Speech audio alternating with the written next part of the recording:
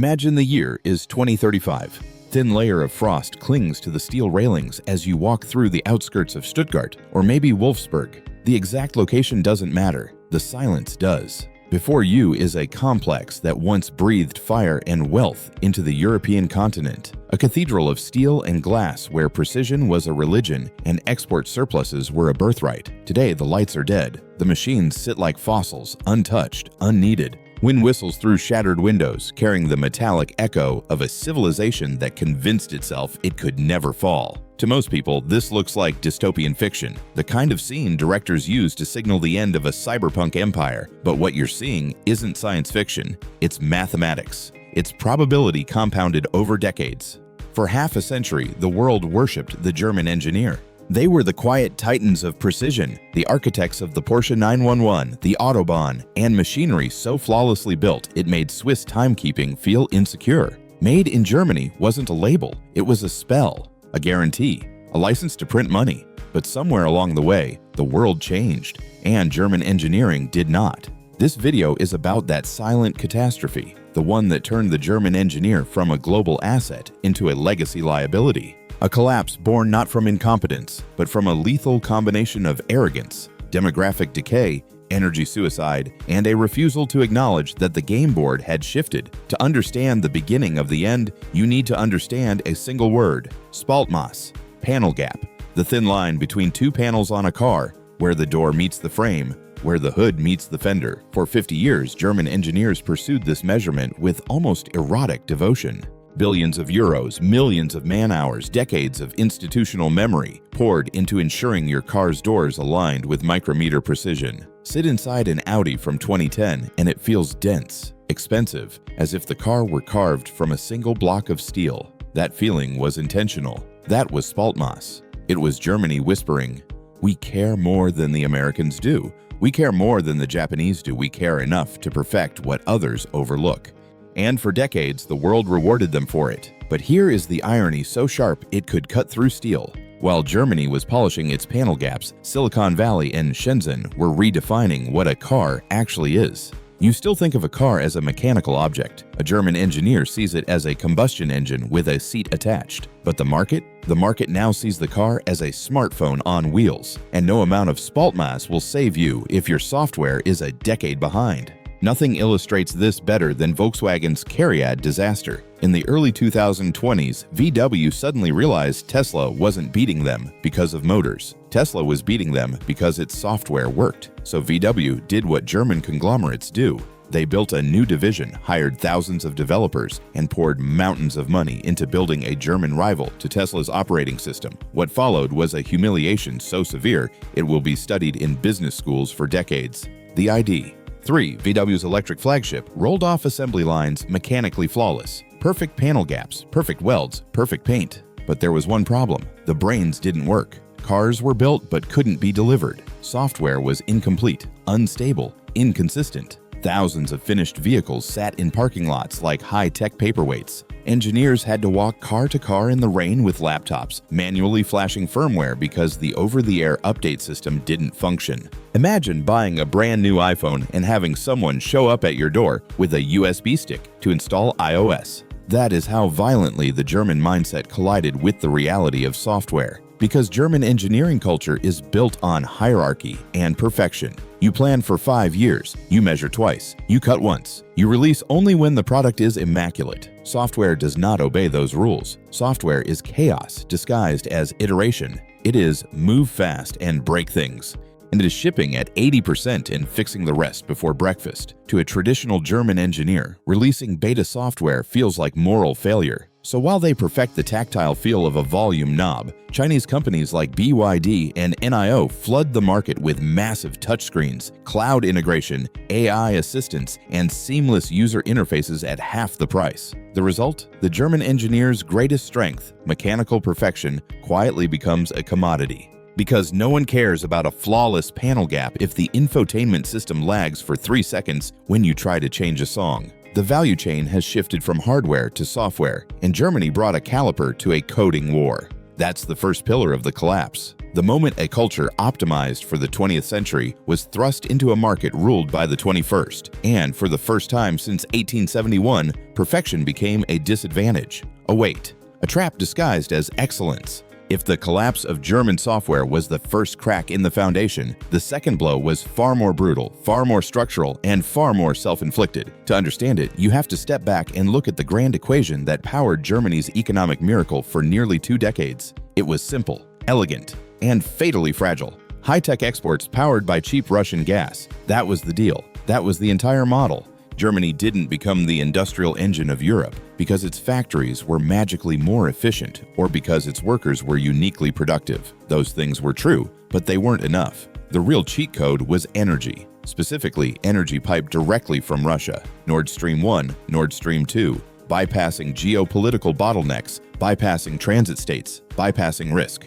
While the rest of Europe paid market prices, German industry enjoyed a discount that made its products unbeatable. Chemical plants, steel mills, fertilizer complexes, automotive giants, every sector quietly depended on the same invisible subsidy. Then February 2022 arrived. Russia invaded Ukraine. Pipelines blew up, gas markets convulsed, and the entire German economic model disintegrated almost overnight. No speeches, no debates, just numbers. And numbers never lie.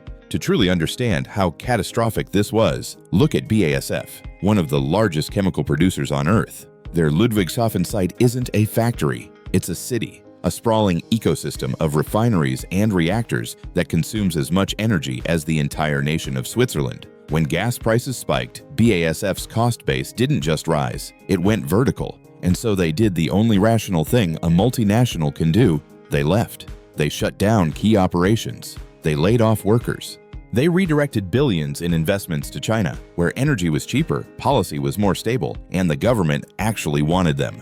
If you remove chemicals, you don't just lose plastics, you don't just lose fertilizers. You lose the upstream inputs for cars, electronics, pharmaceuticals, agriculture, and entire export chains. Germany didn't just lose one company, it lost a keystone, a load-bearing pillar of the entire European industrial architecture. And just as this crisis unfolded, Germany made a decision that economists will study for centuries as a case study in ideological self-harm. They shut down their last 3 nuclear power plants in the middle of an energy emergency, in the middle of a war, in the middle of the worst price spike in modern history. France was expanding nuclear capacity. The US was investing in small modular reactors. Asia was scaling atomic energy as fast as it could. Germany turned the lights off. Not metaphorically. Literally. Political pressure from decades of anti-nuclear activism forced policymakers to kill the only stable, carbon-free, geopolitically neutral power source left in the country. So German engineers, some of the best in the world, found themselves running factories with electricity prices 2 to 3 times higher than competitors in Texas, Shanghai, or Guangzhou. Imagine you're a mid-sized manufacturer in Bavaria making high-precision ball bearings. Your competitor in Ohio pays $10,000 a month for electricity. You pay $35,000 for the same kilowatt hours. It doesn't matter how beautifully you design your product. It doesn't matter if your bearings are 1% more perfectly machined. The math does not work. You cannot win a global cost war when your input prices are structurally uncompetitive. And so, a new phenomenon began to spread. A quiet, invisible, relentless decline economists call de-industrialization. Not explosions. Not sudden bankruptcies, something much slower, much harder to detect in real time. Deindustrialization is the absence of investment decisions. It's the new production line that gets built in Hungary instead of Hamburg. It's the machinery upgrade that goes to South Carolina instead of Saxony. It's the 1,000 small choices that slowly drain the lifeblood of a nation without a single dramatic headline. By the time the public notices, the damage is done. And while energy was hollowing out the present, something even more dangerous was eating the future.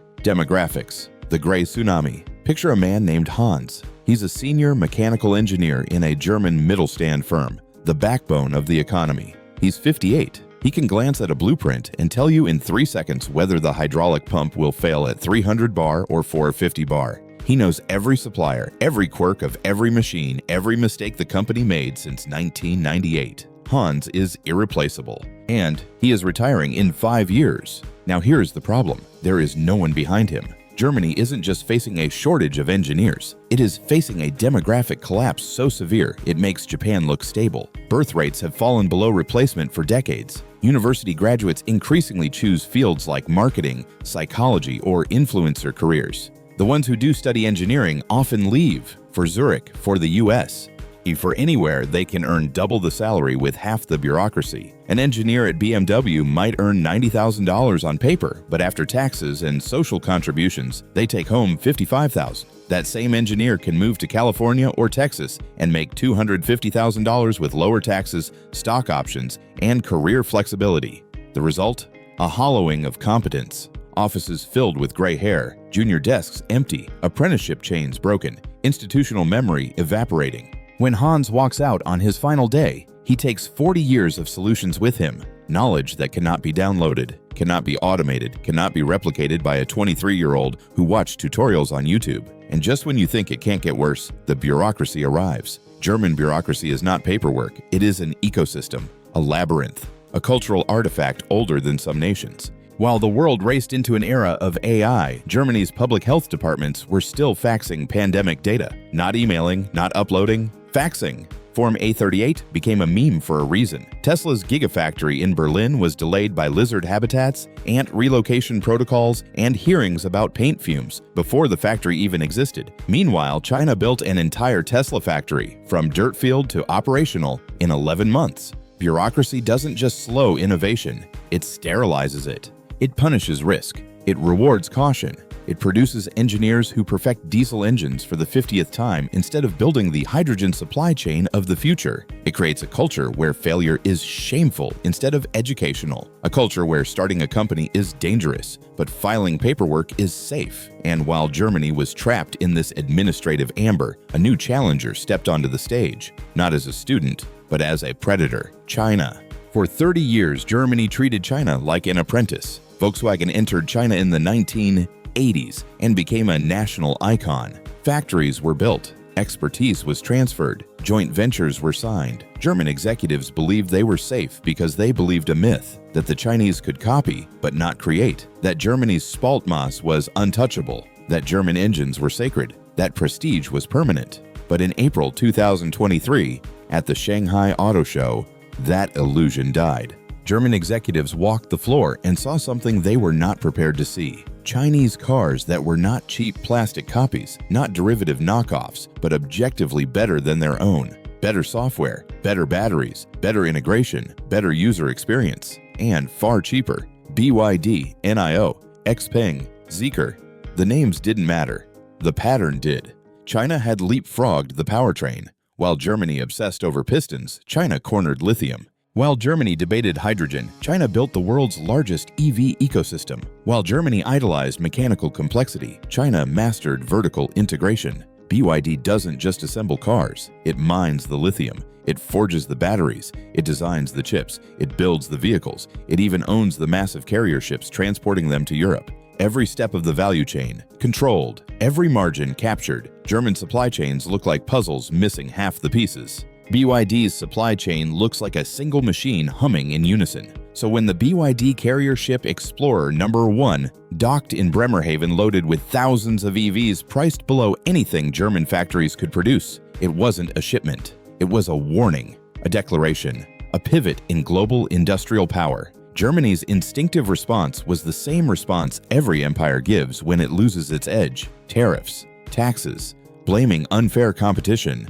But tariffs do not resurrect competitiveness.